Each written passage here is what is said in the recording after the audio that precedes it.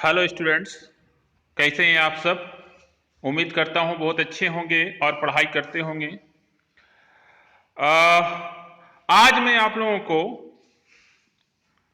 Pronoun as subject में all के बारे में बताऊंगा। ALL ऑल, ऑल मतलब क्या होता है और ऑल सिंगुलर है या प्लूरल है, इसका इस्तेमाल हम लोग सीखेंगे। तो सबसे पहले हम लोग देखेंगे ALL ऑल। ऑल का मतलब क्या होता है? ऑल का मतलब होता है सब कोई, सब कुछ या सारा। अब हम लोगों को यह समझना पड़ेगा कि ऑल का इस्तेमाल हम लोग सब्जेक्ट के रूप में कैसे करते हैं और इस सब्जेक्ट के साथ जो वर्ब होगा वो सिंगुलर होगा या प्लूरल होगा। तो चलिए हम लोग नेक्स्ट स्लाइड में देखते हैं। और नेक्स्ट स्लाइड में जाने से पहले आप लोगों को मैं बोलना चाहूंगा कि आप लोग इस चैनल को सब्सक्राइब कर लीजिए, क्योंकि इंग्लिश ग्रामर का जो बेसिक है ये सारा इस चैनल में बताया जाएगा। चलिए हम लोग आगे बढ़ते हैं। देखिए, जब ऑल के बाद काउंटेबल नाउन हो तो वर्ब प्लूरल होता है। काउंटेबल नाउन किसे कहते हैं? वह नाउन जिसे हम गिन सकते हैं, वह संज्ञा जिसे गिना जा सके। जैसे मैन, आदमी को तो गिना जा सकता है, यह काउंटेबल नाउन है। फ्लावर, फ्लावर को गिना जा सकता है, यह काउंटेबल नाउन है। गर्ल्स, लड़कियों को गिना जा सकता है, यह काउंटेबल नाउन है। टॉयज, खिलौनों को गिना जा सकता है, यह काउंटेबल नाउन है। बुक, किताबों को गिना जा सकता है, यह काउंटेबल नाउन है।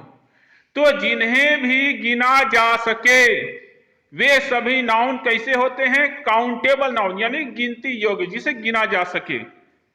तो हमेशा याद रखिए कि अगर ऑल के बाद कोई भी काउंटेबल नाउन हो तो उसके बाद वर्ब हमेशा प्लूरल होता है।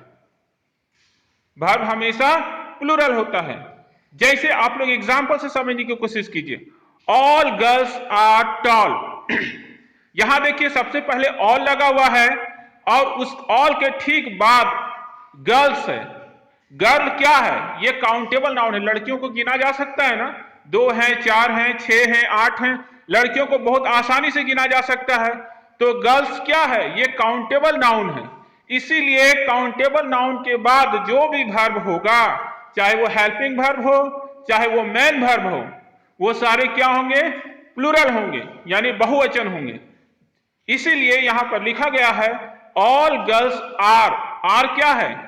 आर एक हेल्पिंग वर्ब है और प्लूरल है। यहां पर ऑल गर्ल्स इज नहीं हो सकता है, आर होगा। इज क्या है? इज सिंगुलर वर्ब है और आर क्या है? प्लूरल वर्ब है। Clear? All girls are tall, सभी लड़कियां लंबी हैं। तो यहां पर गर्ल्स के बाद क्या है? वर्ब प्लूरल है। क्लियर? देखिए, फिर से समझने की कोशिश कीजिए। ऑल के बाद अगर काउंटेबल नाउन हो तो वर्ब प्लूरल होगा। ऑल के बाद कोई भी नाउन काउंटेबल हो जिसे गिना जा सके तो वर्ब प्लूरल होगा। अगला एग्जांपल देखिए, ऑल फ्लावर्स आर ब्यूटीफुल। यहां पर ऑल है और ऑल के बाद क्या है? फ्लावर्स है। फ्लावर्स क्या है? ये काउंटेबल नाउन है। फ्लावर्स यानी फूल को तो गिना जा सकता है ना, ये काउंटेबल नाउन है। तो अगर ऑल के बाद काउंटेबल नाउन आ रहा है तो वर्ब क्या होगा? वर्ब होगा प्लूरल। इसीलिए फ्लावर्स के बाद आर लगाया गया, इज नहीं है। क्या है? आर है। All flowers are beautiful. अगला एग्जांपल देखिए, ऑल टॉयज आर कॉस्टली। सबसे पहले क्या है? ऑल है और ऑल के बाद क्या है? टॉयज, यानी खिलौने। टॉयज को तो गिना जा सकता है ना, ये काउंटेबल नाउन है। तो ऑल के बाद जब भी काउंटेबल नाउन रहे तो उसके बाद वर्ब क्या होगा? प्लूरल होगा। कभी भी सिंगुलर नहीं लिखना है। तो ऑल टॉयज आर कॉस्टली, यहां पर आर लगा, इज नहीं लगाना है। अगला एग्जांपल देखिए, ऑल बुक्स आर न्यू। देखिए, सबसे पहले ऑल आया है, ऑल के बाद बुक्स है। बुक्स क्या है? काउंटेबल नाउन है। किताबों को तो गिना जा सकता है ना, 2 है, 4 है, 10 है, 20 है, गिना जा सकता है। तो बुक्स क्या है, काउंटेबल नाउन है, इसीलिए बुक्स के बाद आर लिखा गया है, इज नहीं लगाया गया है, यानी कि वर्ब को भी प्लूरल बनाया गया है। याद रखिएगा नियम यही है कि ऑल के बाद अगर काउंटेबल नाउन है और काउंटेबल नाउन है तो वर्ब क्या होगा, प्लूरल होगा। All books are new. उम्मीद करता हूं ये चीज समझ में आ गया होगा। चलिए हम लोग नेक्स्ट स्लाइड में चलते हैं।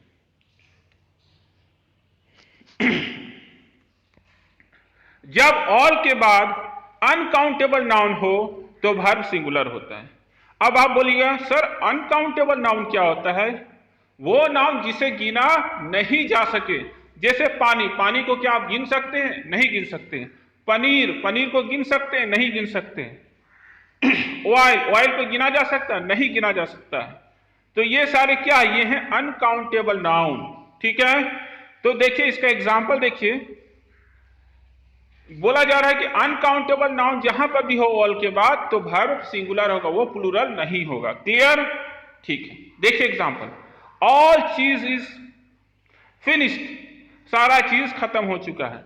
तो ऑल के बाद जो चीज है यानी पनीर, चीज क्या है, ये क्या है, अनकाउंटेबल नाउन, इसको गिना नहीं जा सकता है, पनीर को गिना नहीं जा सकता है।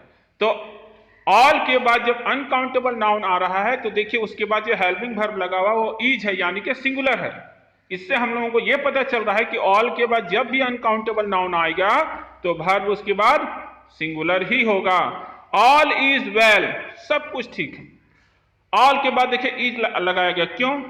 क्योंकि जो भी बातें हैं, जो भी बातें बोली जा रही, बात को तो गिना नहीं जा सकता है, तो ये क्या है, ये अनकाउंटेबल नाउन है, इसीलिए इसके बाद इज का इस्तेमाल हुआ है। All the money has been deposited, सारा पैसा जमा कर दिया गया है। याद रखिए हम लोग मनी को तो गिन सकते हैं, 2 रुपया 4 रुपया, लेकिन इंग्लिश में, इंग्लिश ग्रामर में, इंग्लिश लैंग्वेज में मनी जो होता है वो अनकाउंटेबल नाउन में आता है, यानी कि धन को अनकाउंटेबल नाउन माना जाता है, इसीलिए मनी के बाद हैज लगा है, हैव नहीं लगा है। All the money has been deposited, अगर आप इस नियम को नहीं जानिएगा तो तुरंत हैव लगा दीजिएगा, नहीं नहीं नहीं, मनी क्या है, मनी अनकाउंटेबल नाउन है, इसीलिए इसके साथ जो वर्ब लगा है वो क्या है, वो है सिंगुलर वर्ब। आपने नियम सीख लिया। ऑल के बाद अगर अनकाउंटेबल नाउन रहेगा तो वर्ब क्या होगा, सिंगुलर होगा, ठीक है। चलिए हम लोग नेक्स्ट स्लाइड में चलते हैं।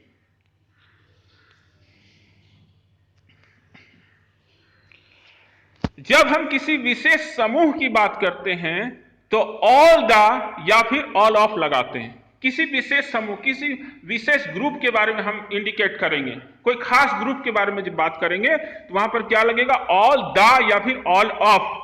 लेकिन इसमें भी नियम है, ऑल द के बाद नाउन लगता है, ऑल द के बाद नाउन लगता है, लेकिन ऑल ऑफ के बाद हमेशा प्रोनाउन लगता है।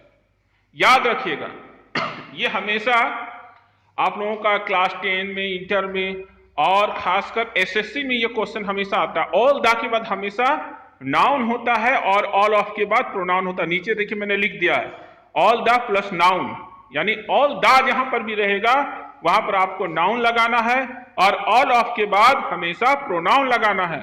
इसको चलिए हम लोग एग्जाम्पल से बहुत अच्छे से समझते हैं। जैसे ऑल द चीज इज फिनिश्ड, आप देखिए किसी खास चीज के बारे में बोला, खास पनीर के बारे में बोला जा रहा है कि सारा पनीर खत्म हो चुका है। ऑल द चीज इज फिनिश्ड, मतलब जो चीज आपके पास है वो सारा चीज फिनिश हो चुका है, खत्म हो चुका है, ठीक है। तो इसीलिए यहां पर क्या लगा है, ऑल द, और द के बाद क्या है, चीज है, ये क्या है, ये नाउन है। ऑल द के बाद क्या लगा है, नाउन लगा है। All the soldiers are brave, सभी सिपाही सैनिक बहादुर होते हैं। तो आप देखिए ऑल द के बाद क्या है, नाउन है। सोल्जर्स क्या है जी, सोल्जर्स नाउन है, ये काउंटेबल नाउन है, गिना जा सकता है। तो आप देखिए वहां पर क्या लगा हुआ है, आर भी लगा हुआ है, यानी कि प्लूरल वर्ब भी लगा हुआ है। क्लियर है? ऑल द के बाद हमेशा नाउन होता है, लेकिन ठीक अगले एग्जाम्पल को हम देखेंगे तो उसमें चेंज है। ऑल ऑफ है, all of us are going to the zoo. आप यहां पर देखिए ऑल ऑफ के बाद क्या लगा, अस लगा है। अस क्या है, अस है प्रोनाउन। अस क्या है, प्रोनाउन। ऑल ऑफ गर्ल्स ऐसे नहीं करना, all of us are going to zoo, going to the जू।